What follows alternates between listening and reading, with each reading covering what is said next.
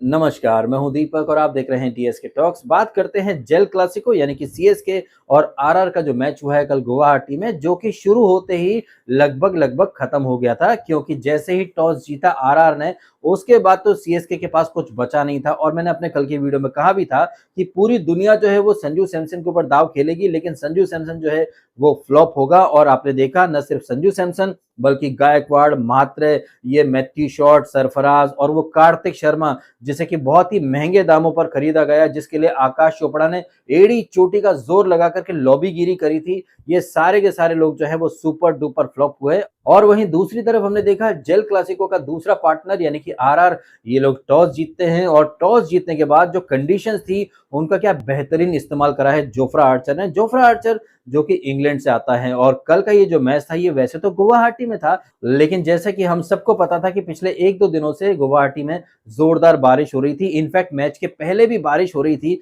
अब मैच के पहले बारिश हुई है, जाहिर तौर पर पिच के ऊपर काफी सारा मॉइस्चर रहा होगा, और ऐसी जो कंडीशंस होती हैं, ऐसी कंडीशंस फास्ट बॉलर्स के लिए बहुत ही जबरदस्त होती हैं। और इन कंडीशंस को जोफ्रा आर्चर ने, नांद्रे बर्गर ने, वो ब्रजेश शर्मा करके नया बॉलर उसने, और संदीप शर्मा, इन सब ने अच्छे तरीके से यूज करा। और इनके साथ साथ सर जडेजा, एक्चुअली में देखा जाए तो इस वीडियो में हम ज्यादातर बातें सर जडेजा और सीएसके के बारे में ही करने वाले हैं। ये जो मैच था ये तो शुरू होते ही खत्म हो गया था, जिसमें कि 13 ओवर के अंदर आरआर वाले जो है वो टारगेट को चेस कर लेते हैं। और टारगेट चेस करने का मिशन जो है वो कौन शुरू करता है? 15 वर्षीय वैभव, की 15 साल का हुआ, और भैया 15 बॉल पर 50 मार करके उसने 15वें बर्थडे का जबरदस्त जश्न मनाया है। और ना सिर्फ उसने जश्न मनाया बल्कि उसने तगड़ा स्टेटमेंट भी दे दिया है उन सब लोगों को जो ये कह रहे थे कि भाई वो पिछले साल उसने जो इनिंग खेली थी ना, वो एक फ्लूक थी, वो तुक्का थी। जी नहीं, तुक्का तो बिल्कुल नहीं थी। ये जो लड़का है ये इसी इंटेंट से खेलता है, सामने बॉलर सिराज हो या फिर मैट हेनरी हो या अंशुल कंबोज हो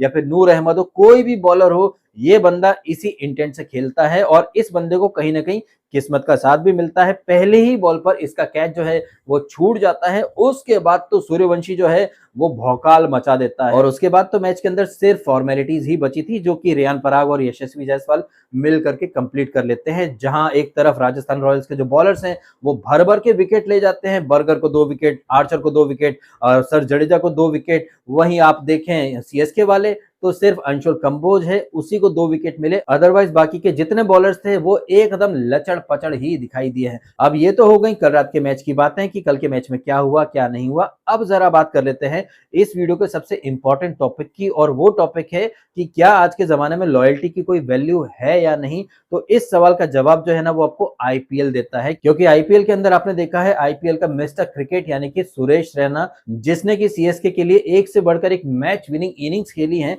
लेकिन एक छोटी सी बात के ऊपर सीएसके वालों ने रैना को बाहर फेंक दिया। ना सिर्फ रैना और सीएसके बल्कि मुंबई इंडियंस में भी आपने देखा होगा कायरन पोलार्ड, जिसने कि एमआई के लिए कितनी सारी अनबिलीवेबल इनिंग्स खेली हैं, लेकिन उसी पोलार्ड को ये एमआई वाले जो है वो उठा करके बाहर फेंक देते हैं। लेकिन यही पोलार्ड जो है वो एमआई की दूसरी जो टीमें हैं, जैसे कि एमआई न्यूयॉर्क या फिर ऐसे टी20 में एमआई केप टाउन, वहां पर पोलार्ड जो है वो कैप्टन है। पॉइंट यहां पर ये निकल करके आता है कि वो पोलार्ड जिसने कि मुंबई इंडियंस के लिए एक से बढ़कर एक परफॉर्मेंस दी है, उस पोलार्ड को भी इन लोगों ने दूध में पड़ी मक्खी की तरह निकाल करके बाहर फेंक दिया है। और इस बात के ऊपर पोलार्ड ने एक ट्वीट भी करा था कि एक छाता जिसकी बहुत ज्यादा जरूरत पड़ती है आपको बारिश में, लेकिन बारिश रुकते से ही इंसान सबसे पहले उसी छाते को फेंक देता है जिस छाते ने उस इंसान को बारिश में भीगने से बचाया था। तो बेसिकली यहाँ पर पोलार्ड ने एक चीज अच्छे से साबित कर दी थी कि क्रिकेट में, आईपीएल में आप लॉयल्टी की उम्मीद ही मत रखो। और यही चीज आपने देखी रविंद्र जडेजा और सीएसके के केस में। ये रविंद्र जडेजा जिसने कि 2023 का जो फाइनल था, जहां पर कि सीएसके को 2 गेंदों में 10 रन की जरूरत थी, और जड्डू ने वहां पर मोहित शर्मा की बॉल पर पहले छक्का मारा, फिर चौका मारा और सीएसके को ट्रॉफी जिता दी। जिसके बाद आपने देखा था थाला यानी कि महेंद्र सिंह धोनी, वो गोद में उठा लेते हैं जड्डू को। बहुत ही इमोशनल माहौल था। इनफैक्ट मैंने उस मैच का जब रिव्यू करा था, मैंने कहा भी था कि ऊपर वाले ने और नीचे जय शाह यानी कि आईपीएल का जो ऑफिशियल स्क्रिप्ट राइटर है, इन लोगों ने थाला के रिटायरमेंट की या फिर फेयरवेल की बहुत ही तगड़ी वाली प्लानिंग करी थी, बेहतरीन स्क्रिप्ट लिखी थी। लेकिन नहीं, तभी थाला को ग्रीड, द लालच का कीड़ा काट जाता है। और थाला के जो मालिक है यानी कि सीएसके वाले, उन्होंने बोला होगा थाला, we suggest you to play one more season, because if you will not play then who the hell will come to watch us? No, Thala, you cannot retire, you have to play 1 or 2 more seasons, because crowd जो है वो तो आपके लिए ही ground में आता है ना। क्राउड का मतलब नहीं है कि जड्डू ने छक्का मारा, मैच जिताया नहीं, क्राउड तो थाला फॉर अ रीजन ही करता है। तो ग्रीड द लालच के चक्कर में थाला ने कैसे अपने पैर पर कुल्हाड़ी मारी, अच्छे तरीके से, बहुत ही ब्रिलियंट एंडिंग हो सकती थी थाला के जबरदस्त ग्लोरियस करियर की, लेकिन ग्रीड द लालच के चक्कर में थाला तो सीएसके में टिके रहे, लेकिन सीएसके का सबसे बड़ा मैच विनर यानी कि जड्डू, जिसने सीएसके को 2023 की ट्रॉफी दिलवाई, ये वही जड्डू है जिसने कि 2021 में हर्षल पटेल के एक ओवर में 37 रन ठोक डाले थे। पिछले 12 सीजन से इसने जड्डू ने सीएसके को बहुत कुछ दिया है, लेकिन उसी जड्डू को सीएसके वालों ने कैसे इस्तेमाल करके बाहर का रास्ता दिखा दिया है। बिल्कुल वही वाला सीन, दूध में पड़ी मक्खी की तरह निकाल करके बाहर फेंक दिया है कि हमें तेरी कोई जरूरत नहीं है। अब हम जेनजी की तरफ जाने वाले हैं, और ये जो जेनजी हैं इनमें कितना दम है कितना दम नहीं है ये तो आपको पहले मैच में दिख गया। ऑल्दो अभी से किसी भी कंक्लूजन पर नहीं पहुंचना चाहिए, क्योंकि ये पहला ही मैच था और पहले ही मैच में आपको ऐसी कंडीशन में बैटिंग करनी पड़ी है जहां पर बारिश आ चुकी थी और बॉल जो है वो बहुत ज्यादा स्विंग हो रही थी। कंडीशन जो है वो बॉलिंग टीम के फेवर में थी, तो यहां पर आप एक बेनिफिट ऑफ डाउट दे सकते हैं सीएसके को। इसलिए मैं तो ये कहना चाहूंगा कि बहुत ही ज्यादा हार्श जाने की कोई जरूरत नहीं है, क्योंकि वैसे भी आईपीएल में आपने देखा कि कई सारी टीमें जो होती हैं वो शुरू में थोड़ा सा लड़खड़ाती हैं, क्योंकि ये जो टीमें होती हैं ये आईपीएल को 2 हिस्सों में बांट देती हैं। आपको भी पता है कि आईपीएल में 14 मैचेस होते हैं, तो अगर आप शुरुआती 6-7 मैच हार गए तब भी आपके पास कमबैक करने का मौका होता है।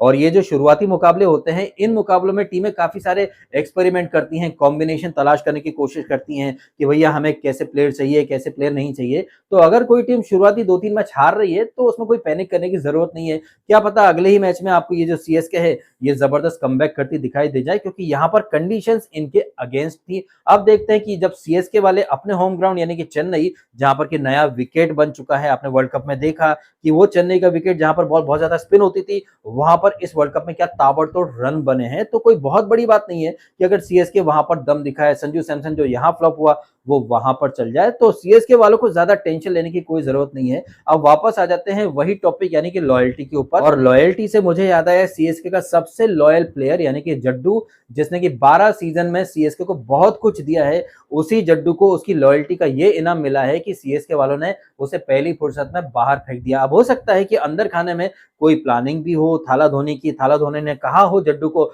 देख जड्डू मेरा तो ये आखिरी सीजन है, मैं तो आईपीएल सिर्फ अपने मालिकों की वजह से खेल रहा हूँ, कुछ कॉन्ट्रैक्ट की वजह से खेल रहा हूँ, अदरवाइज परफॉर्मेंस के नाम पर तो तूने भी देखा है मैं सबको बैटिंग पे भेजता हूँ, उसके बाद एंड में आता हूँ अगर मौका बनता है तो, अदरवाइज मैं वहां पर भी नहीं आता हूँ। और अब इस सीजन की शुरुआत में पहले मैंने 1 महीने वहां सीएसके में बिताया, खूब सारी ट्रेनिंग करी, बीच में तमाम जो सेलिब्रिटीज हैं उनकी शादियों में भी गया, फिर वर्ल्ड कप के मैचेस भी देखने गया, तब मैं एकदम ठीक था। लेकिन आईपीएल शुरू होते से ही मेरे टखने में चोट लग जाती है और मैं 2 वीक के लिए बाहर हो जाता हूं। तो ये कुछ और नहीं है, ये मेरी निंजा टेक्निक है। मैं एकदम चुपचाप से एकदम साइलेंटली आईपीएल से किनारा करना चाहता हूं। इंजरीज तो एक बहाना है और मैं नहीं चाहता कि मेरे जाने के बाद सीएसके वाले तेरी दुर्गति कर दे। इसलिए मेरे प्यारे छोटे भाई यानी कि 8 नंबरी जड्डू, तो समय रहते सीएसके से बाहर निकल जाए, क्योंकि सीएसके जो है वो अब एक डूबता जहाज बनने वाला है। इसलिए मेरा तो मशवरा है कि तू मेरे रहते ही सीएसके से बाहर चला जा, क्योंकि मेरे जाने के बाद सीएसके में ज्यादातर साउथ इंडिया के जो प्लेयर्स हैं उन्हीं का दबदबा देखने को मिलेगा। शायद ये नॉर्थ के प्लेयर्स को इतनी तवज्जो दें ना दें,